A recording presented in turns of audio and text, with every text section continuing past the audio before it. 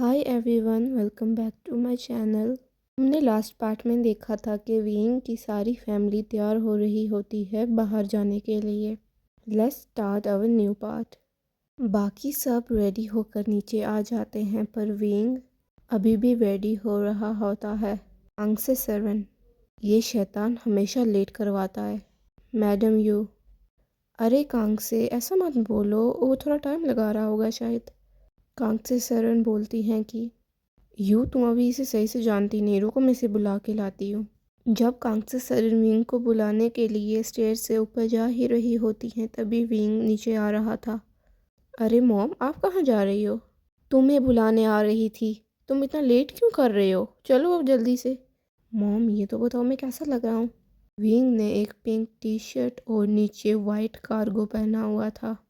Kong से सरन बोलती हैं कि हाँ तो तुम बहुत क्यूट लग रहे हो। इतना तैयार किस लिए हुए हो? क्या आप भी मॉम? कहाँ तैयार रहा हूँ, कार्गो ही तो पहनी है नीचे।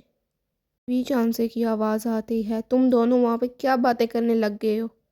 फिर कांग से सरन और विंग जल्दी से नीचे आ जाते हैं।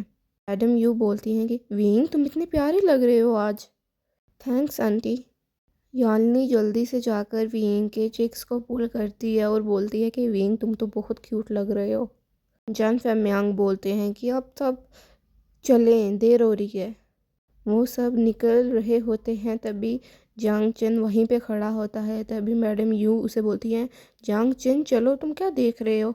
यांग की नज़रें विंग पर से हट ही नहीं रही थी। तभी वो उसकी मॉम की आवाज़ सुनकर थोड़ा फ्लिंच होता है और उनके साथ चला जाता है। वो चाइना टाउन जा रहे थे। अब हम देखते हैं वांगजी की साइड। जब कांग से सरन ने वांगजी को बोला था कि विंग ने स्कूल नहीं जाएगा तब वांगजी वापस चला गया था, पर वो बहुत गुस्से में था।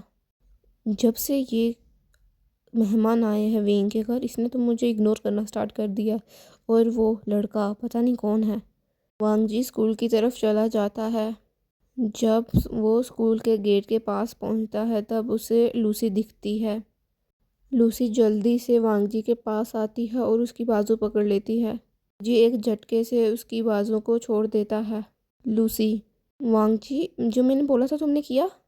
वांगजी नोट कर देता है और चलने लगता है आगे क्लास की तरफ। वांगजी मेरे लिए तो रुको।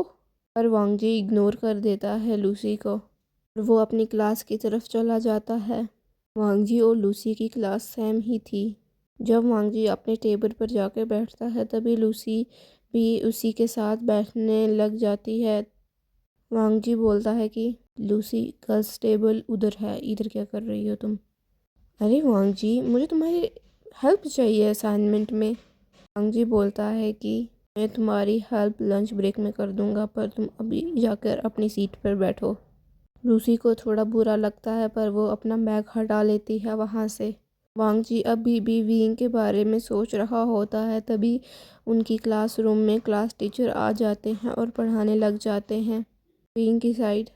जब वो सब घर से बाहर निकले थे तब 2 कारें थीं उनके पास। तभी वी चांद से बोलते हैं, विंग तुम और यानली और जंग चेन एक कार में आ जाओ और हम सब इस कार में चलते हैं। तो विंग हाँ कर देता है। फिर जान चेन ड्राइवर सीट पर जाकर बैठ जाता है।